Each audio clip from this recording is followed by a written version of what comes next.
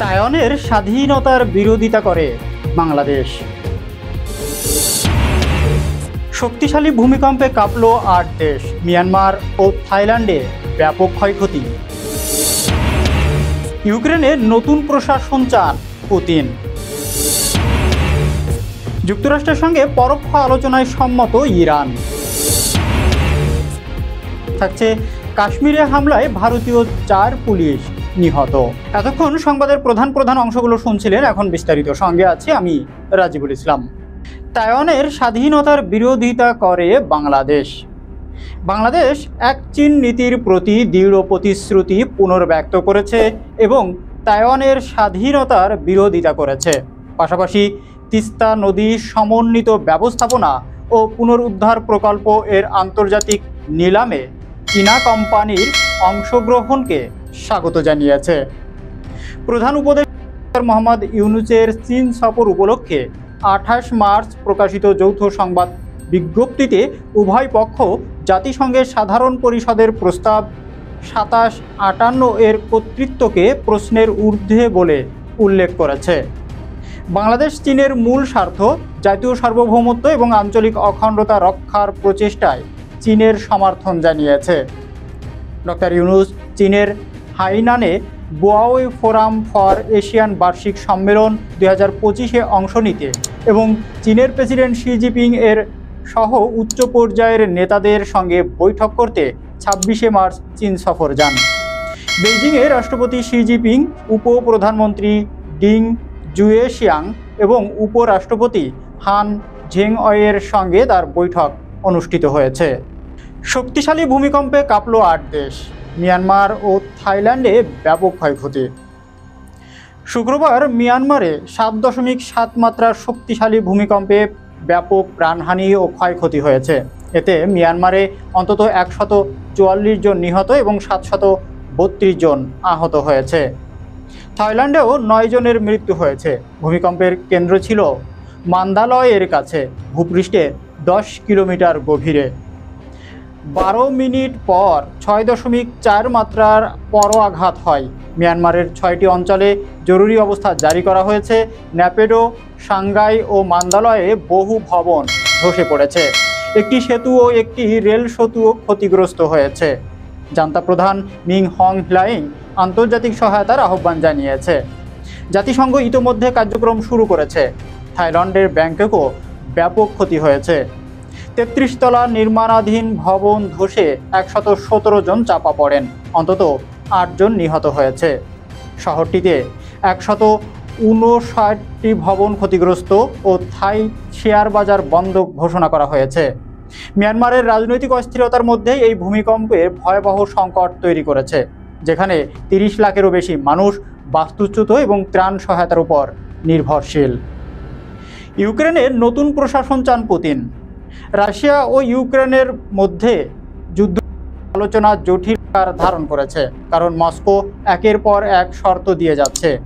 রুশ president Vladimir Putin দাবি করেছে ইউক্রেনের বর্তমান সরকারকে সরিয়ে একটি সাময়িক প্রশাসন প্রতিষ্ঠা করতে হবে, যা যুদ্ধ বন্ধের পথ তৈরি। তিনি যুক্তরাষ্ট্রের সাবেক প্রেসিডেন্ট ডোনাল্ড ট্রাম্পের প্রশংসা করে বলেন, নতুন মার্কিন প্রশাসন সংঘাত নিরসনে সচেতন থাকবে। ইউক্রেন বর্তমানে রুশ বাহিনীর বিরুদ্ধে দুর্বল অবস্থানে রয়েছে, বিশেষ করে কুরাক্স অঞ্চলের বেশ কিছু এলাকা রাশিয়ার দখল হওয়ার পর। এদিকে যুক্তরাষ্ট্র ইউক্রেনের খনিজ সম্পদের উপর একটি নতুন চুক্তির খসড়া দিয়েছে, যার আওতায় ইউক্রেনকে যুক্তরাষ্ট্রে সুদসহ অর্থ পরিশোধ করতে হবে। তুরস্কের প্রেসিডেন্ট এরদোয়ান ও পুতিনের ফোন আলাপে যুদ্ধবিরতির সম্ভাবনা ও আঞ্চলিক স্থিতিশীলতা নিয়ে আলোচনা হয়েছে। পাশাপাশি কৃষ্ণ সাগরে নিরাপদ নৌযান চলাচল ও রাশিয়ার রপ্তানি বাধা দূর করার বিষয়ে কথাবার্তা হয়েছে। যুদ্ধবিরতির জন্য কিয়েভের অবস্থান ক্রমশ দুর্বল হচ্ছে, আর মস্কো কোনো ছাড় দিতে রাজি নয়। যুক্তরাষ্ট্রের সঙ্গে পরোক্ষ আলোচনায় সম্মত ইরান। মার্কিন প্রেসিডেন্ট ডোনাল্ড ট্রাম্পের পাঠানো চিঠির জবাব দিয়েছে ইরান, তবে সরাসরি আলোচনা না গিয়ে পরোক্ষভাবে আলোচনা চালিয়ে যাওয়ার ইঙ্গিত দিয়েছে। ইরানের পররাষ্ট্রমন্ত্রী আব্বাস আরাগচি জানান, ওমানের মাধ্যমে চিঠিটি পৌঁছে দেওয়া হয়েছে, তবে এর বিস্তারিত প্রকাশ করা হয়নি। ট্রাম্প ইরানকে নতুন পরমাণু চুক্তিতে রাজি হওয়ার জন্য 2 মাসের সময়সীমা বেঁধে দিয়েছিলেন এবং রাজি না হলে তেহরানে হামলার হুমকি দেন, যা ইরানের সর্বোচ্চ নেতা আয়াতুল্লাহ আলী খামেনি কড়া সমালোচনা করেন। তিনি যুক্তরাষ্ট্রকে বাড়াবাড়ি না করার আহ্বান জানান। দ্বিতীয় মেয়াদে ক্ষমতায় ফিরে ট্রাম্প ইরানের উপর সর্বোচ্চ চাপ প্রয়োগের নীতি অব্যাহত রেখেছে, যার অংশ হিসাবে নতুন নিষেধাজ্ঞা আরোপ করা হয়েছে। যুক্তরাষ্ট্র বলছে এই নিষেধাজ্ঞার উদ্দেশ্য ইরানকে পারমাণবিক অস্ত্র অর্জন থেকে বিরত রাখা, যদিও ইরান দাবি করছে তারা অস্ত্র বানাতে চায় না।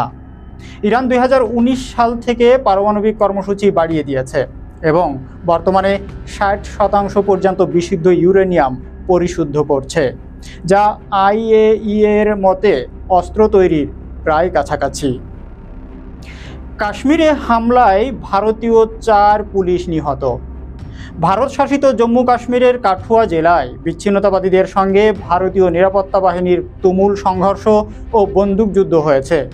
এতে 4 পুলিশ সদস্য নিহত এবং 5 জন আহত হয়েছে, যার মধ্যে একজন ডেপুটি সুপারিনটেন্ডেন্টও রয়েছেন। সংঘর্ষে 2 জন বিচ্ছিন্নতাবাদী নিহত হয়েছে, তবে 3 থেকে 4 জন এখনও লুকিয়ে আছে। ভারতীয় সেনাবাহিনী, বিশেষ অভিযান গোষ্ঠী সহ বিভিন্ন বাহিনী গত 5 দিন ধরে ওই এলাকায় তল্লাশি চালিয়ে আসছিল। রবিবার গুলি বিনিময়ের পর মঙ্গলবার এক স্থানীয় বাসিন্দা জানান, সেনাবাহিনীর পোশাক পরা 2 ব্যক্তি তার কাছে পানি চেয়েছিল। এর সূত্র ধরে বৃহস্পতিবার পুলিশ গভীর জঙ্গলে প্রবেশ করলে ভারী অস্ত্রশস্ত্রে সজ্জিত বিচ্ছিন্নতাবাদীদের সঙ্গে বন্দুকযুদ্ধে জড়িয়ে পড়ে। অভিযানে জড়িত এক কর্মকর্তা জানান, কঠিন ভূখণ্ডের কারণে নিহত পুলিশ সদস্যদের মৃতদেহ উদ্ধার করা সম্ভব হয়নি। জম্মু ও কাশ্মীর পুলিশের মহাপরিচালক নলিন প্রভাত জানিয়েছে, নিহত বিচ্ছিন্নতাবাদীদের পাশাপাশি বাকিদেরও নিষ্ক্রিয় করার অভিযান চলছে।